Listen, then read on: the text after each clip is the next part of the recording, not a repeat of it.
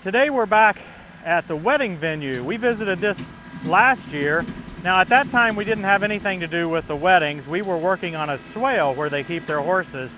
You might go back and check that video. Rex was with me then as well. And yeah, Rex is back today. Rex loves driving the tractor, so I put him on this part of the project. He'd rather do that, I think, than anything else. What we're going to do today is extend a water line. We're going to put in a new faucet. The faucet's going to go on the far side of the tractor there. We're going to try to connect to an existing water line. We don't even know where it is. We're going to dig till we find it, make the connection, connect to the water line. So the first thing we're going to do today is get these asphalt millings moved. We're going to try to move them off to what I would call the west, or your right side of where we're going to put the trench. We're digging off a fairly wide area here so that when we come back and we need to dig the trench, and then we're going to pile the spoils on the other side. Hopefully we can keep this all kind of separated so that we end up with the dirt under the ground, the millings back on top. We'll see how that goes.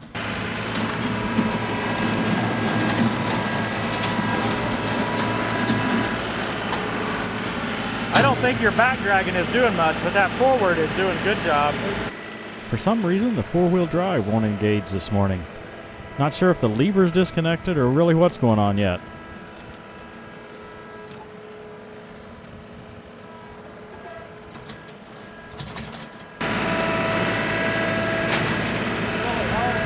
It is.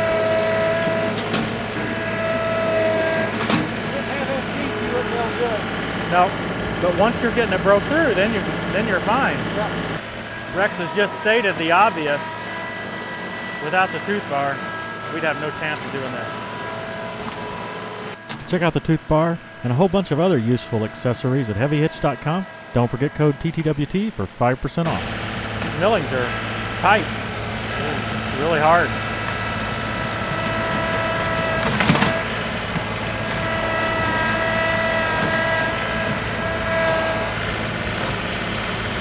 This venue is named White Willow Farms. I would encourage you to look it up. Do an image search on Google. You'll see some amazing photos here. We're here on a Tuesday, messing all this up. And yeah, they have a wedding coming up on Saturday. So we feel some pressure to get this done, get it done right, and get cleaned up. I'm already second-guessing this decision a little bit. I'm thinking we might have been able to have piled those spoils right out there on the undisturbed rock or millings and got them off of there pretty good. But hey, we've started this, so we're going to continue this approach. Sometimes overachieving or attempting to overachieve doesn't actually work in your favor. We're going to be using a couple of new backhoe buckets today from mudscustoms.com. This first one is an 8-inch ripper trenching bucket, similar to the Deere 8-inch bucket, but it has those ripper edges on it, and it has holes in the bottom. You'll see if these holes reduce the suction when you have heavy clay or get stuck in there. We're taking the sod off first here and setting it aside. You notice me move the tractor with the backhoe. The trick to that is put the tractor in neutral. Oh, and yeah, press that subscribe button and that little bell. Thanks.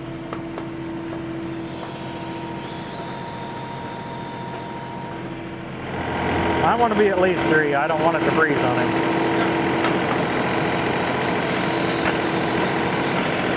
That ought to be it then. Right on the nose, 3 foot. Okay, I'll go a little bit deeper then.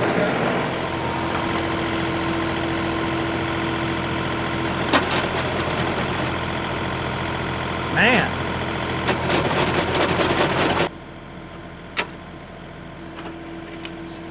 I'm going to try not to jam it up that tight again. Like this. That load should be better. It may not be perfect, but it should be. It's just sticky. Yeah. Right here at the top layer, we've got just some more of those millings, or maybe even some road pack under it. And then as soon as I get that off, we get into this clay. And I jam that clay in this bucket really easily. But there is a trick or a technique to keep from jamming in the bucket. It's just pretty hard. You never curl that bucket all the way around, and you never really curl it hard into anything. You just kind of drag it, and I might not get a whole bucket full, but just kind of drag it through here and I end up with maybe a half a bucket. But hey, making 2 trips with this bucket or 3 to get a bucket full is a lot more efficient than even have someone else digging out, like Rex. So that's what I'm doing here. So anytime I'm jamming the bucket up at this point, it's a failure on my part because I've learned how to not do it. And sometimes I just don't succeed in that execution because it's pretty hard. This is an example. That's that clay right there. Had I got any more in that bucket, jammed it in there any harder, it would have been packed. I try to avoid curling very much. Curling is the natural action that I want to take, but I really don't want to curl that bucket in. That's what really jams it in there hard. Not quite 3 feet. Now sometimes when we're digging, we're worried about either having the bottom of the trench level or a gentle slope for drainage. But in this case, we're doing a pressure line, right? So this will be a water feed line. So we don't care if it's a little bit, up and down. We just need to make sure it's below the frost line. So that's why Rex is checking for depth. We're not really worried about a level per se, just want to make sure it's deep enough. Just a little over 3 feet. That sounds good. He says just a little over 3 feet. 3 feet is probably safe here. A lot of places say you need to go 3.5. When he says just a little over 3 feet, hey, there's one of those clay tiles. We've hit a functioning clay tile. These are from the farm years ago. This is what they used for drainage tile way back in the day. A lot of it is still functioning. It has to have some maintenance because those clay tiles eventually collapse. This one had some water in it. I don't believe too much. Well, I don't know. It's got the trench full of water. That's clay drainage water, isn't it? That's not. Yep. That's not fresh water. A little over 3 right there. I don't think the trencher would have liked this. You think it would have done this? This driveway's pretty hard. Got it. I'm trying to take just a little bit. I think we've hit something. Oh, looks like a steel water line, right where we expected it to be. Now, we didn't expect steel, but it's been installed a long time, so I guess maybe that's what it is. The bucket will never be this clean again. This is a 24-inch smooth edge grading bucket. We put it on here so that we could quickly dig a hole to be able to get to that pipe so we can make the necessary connection. By the way, both of these buckets from Mud's Customs will fit the 260, 260B, 270B, and 370B backhoes. I started digging this hole 2 bucket widths wide. Rex finally talked me into making it 3. This bucket works really well. I've made a mess of my trench up there, Rex. One more would probably be good enough.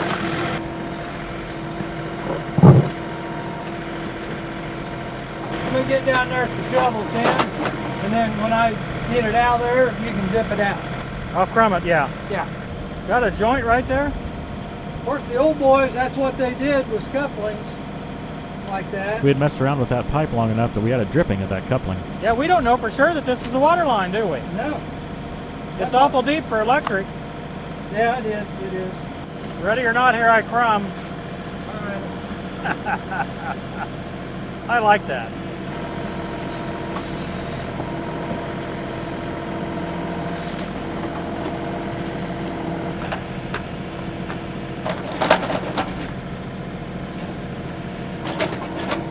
Now this wet clay is even sticking to the wider bucket, but keep watching.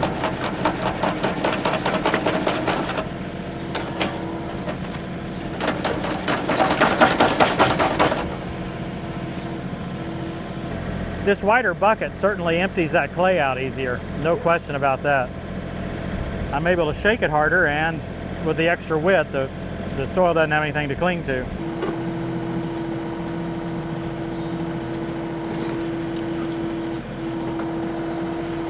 After 2 time-consuming trips to the hardware store, Okay, now it won't move. we've got it plumbed up and we're ready to try it. You guys made that look easy. Okay, we need the water on.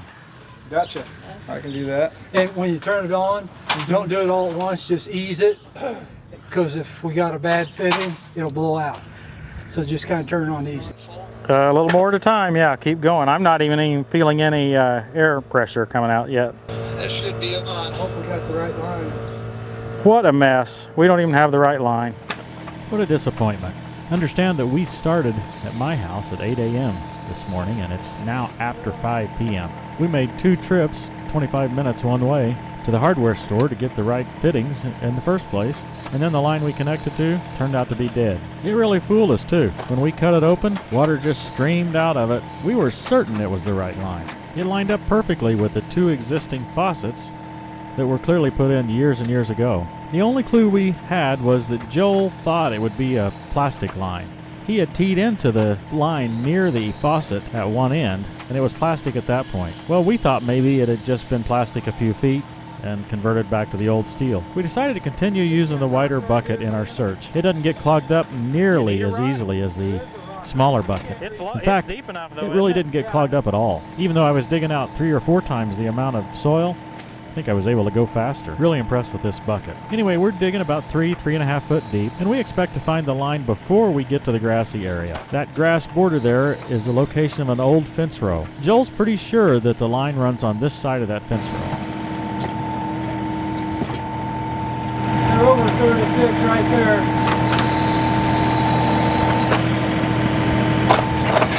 Well, we went several feet beyond the fence row. Nothing. So we decided to come back through and dig even deeper. I'm digging almost 5 foot deep at this point, going back over a trench that's already open and already over 2 feet wide. I love the drone angle here, Christy, but I sure wish you'd get closer so you could see that pipe. Well, I wish we had some way to find the pipe. Yeah.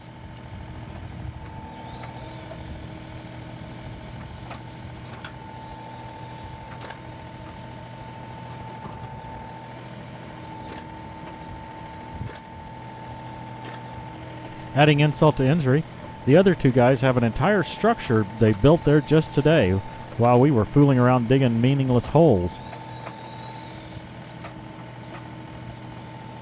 I'm hoping to find that line.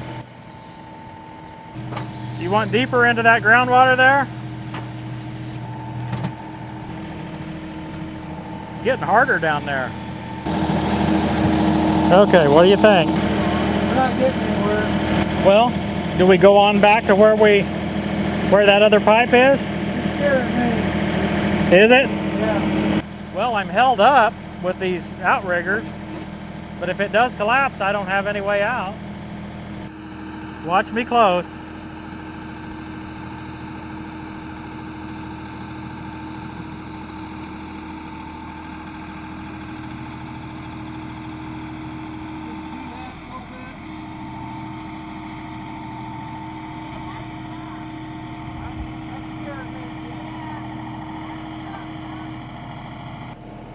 From here, it looks like the outside half of my tire is in good shape. Yeah, but if it falls off, that side gives away, you're going down. So you're telling me to give up? Put your outriggers down and do what you can reach right there. And then I say that's it.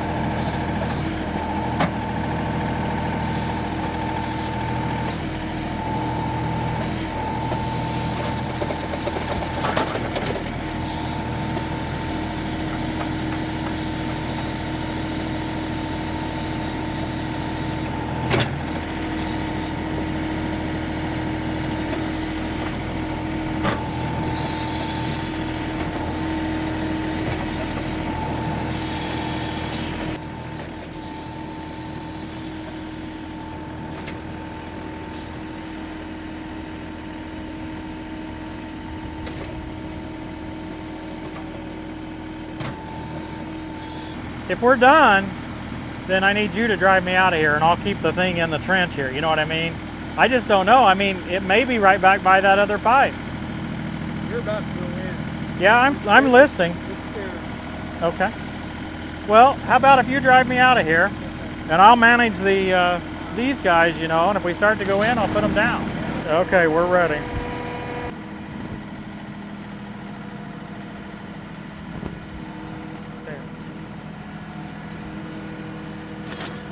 Now we actually covered part of the trench and then went back in and dug 5 foot deep all the way back to that pipe. Nothing.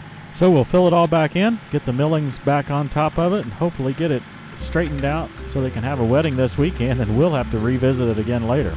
I guess this is proof it doesn't always work out. I'm sure several will have comments that we should have done this and we should have known this, and but hindsight's 2020. We'll attack the problem again a different way early next week.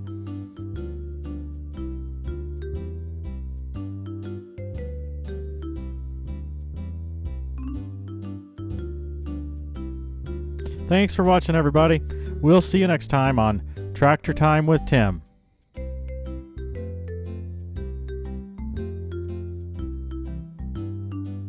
Hey, the area in the lower right, that's where our swale is. It looks like it's working very well. No standing water up there.